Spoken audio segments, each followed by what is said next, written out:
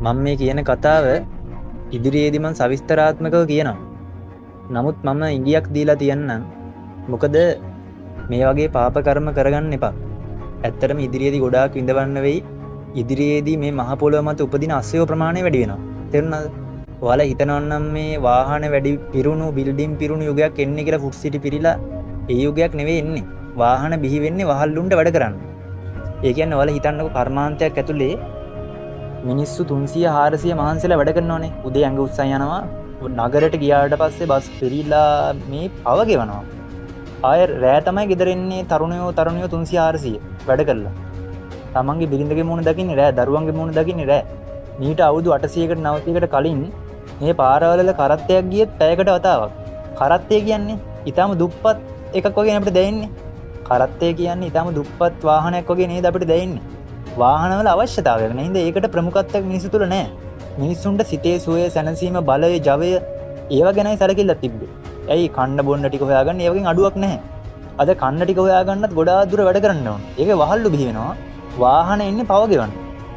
බහුතර ජනතාවකගේ පාපේ අවදි වුණාම පොඩි පිරිසක් විතරක් අක්කර 50 20 30 40 දාගෙන කර්මාන්ත දාගෙන ඒ වගේ ඇතුලේ 300 400 හිර වෙලා වැඩ කරනවා.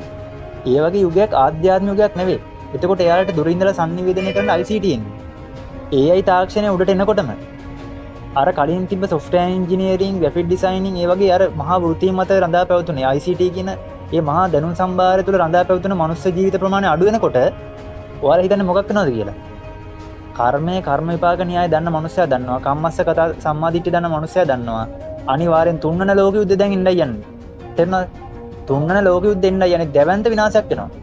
මම ඔබට ආරාධනා කරනවා මේ යුගයෙන් පස්සේ එන්නේ නැවත ධර්මානුකූල යුගයක්, ධාර්මික යුගයක්. වගා කරන ස්වාමීන් වහන්සේලා ඉන්නවා. වගා කරන ස්වාමීන් වහන්සේලා ඔයාලට ධර්මයේ දේශනා කරන අනිත්‍ය දුක්ඛ අනාත්ම ගැන. මේ නිත්‍ය සංඥාවේ ශුන්‍යත්වය ගැන, පංචස්කන්ධේ ශුන්‍යත්වය ගැන. කෑ ගහගෙන hina වීගෙන තව ස්වාමීන් වහන්සේලා මිනිස්සුන්ට බිස්නස් කරන්න උගන්වනවා. මිනිස්සුන්ට සෝෂල් මීඩියා කැම්පේන් කියලා තව ස්වාමීන් වහන්සේලා වගා කරන්න උගන්වනවා. තව ස්වාමීන් වහන්සේලා IT කම්පැනි දාලා. මම කියන්නේ පාරට බැහැලි ඉවරලා ධර්මයේ විකෘති කරනවා කියලා කෑ ගහන ස්වාමීන් වහන්සේලාට වඳින්න නමස්කාර කළා. උන්වහන්සේලාට දන ගහලා වඳින්න. තව ස්වාමීන් වහන්සේලා රහත් වෙලා. තේරුණා? ධර්මයේ විකෘති කරනවා කියලා කෑ ගහන ස්වාමීන් වහන්සේලා ඉන්න පාරට බැහැලා උන්වහන්සේලා අඩු ගන්න චීවරේ වටිනාකම ආරක්ෂා කරනවා. චීවරේ නම්බු ආරක්ෂා කරනවා. බුද්ධ ශාසනය, මහා සංඝ රත්නයේ, ධර්ම රත්නයේ වටිනාකමක් තියෙනවනේ කියලාවත් කියනවා. අපි වැරදි. අපි කෑ ගහනවා. අපි ද්වේෂයෙන් කටයුතු කරනවා. අපිට මේකට බහින්න වෙලා තියෙන උඹලා හින්දා කියලා. ඒ භික්ෂුන් වහන්සේලාට වඳින්න. හැබැයි රහත් වගේ පෙනී ඉන්න කට්ටිය, වගා කරන කට්ටිය, එතකොට සිතේ අමුතු සෝයන් කියන කට්ටිය, සෝෂල් මීඩියා කැම්පේන් කරන කට්ටිය මතක තියාගන්න.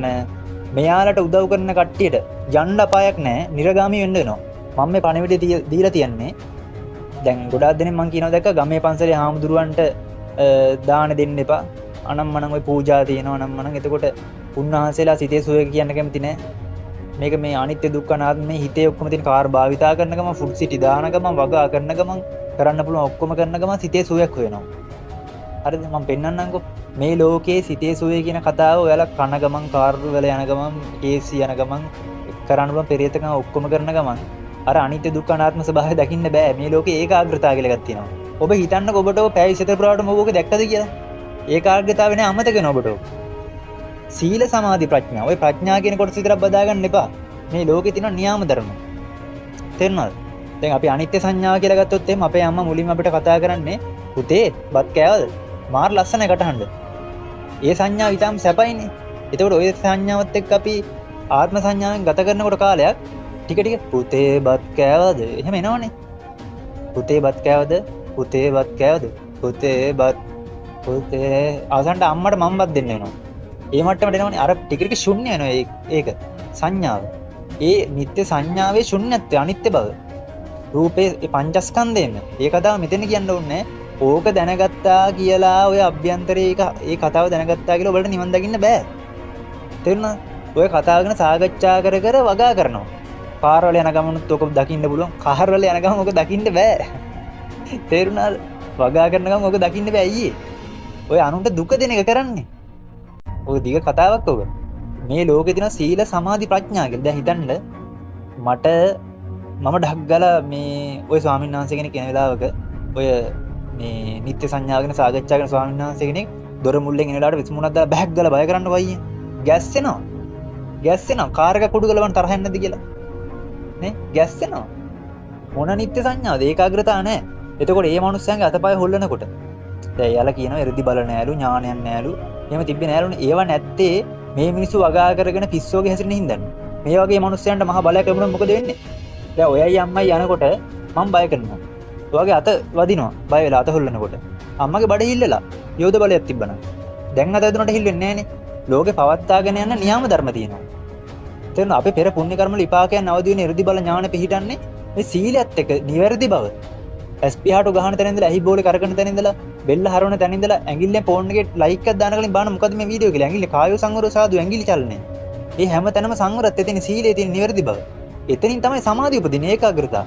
ඒකාග්‍රතාවයේ තියෙන මනුස්සයාට තමයි අනිත්‍ය දුක්ඛ අනාත්ම ලක්ෂණේ ලෝකේ දකින්න හම්බෙන්නේ. පැය 24 පුරාවට. නැත්තම් උදේ පොඩ්ඩක් බල්ල වෙලා හවස පොඩ්ඩක් ආයෙ කියනවා. ආයෙ පැය 8කින් කියනවා. එහෙම මොකද්ද ඔය කරන්නේ?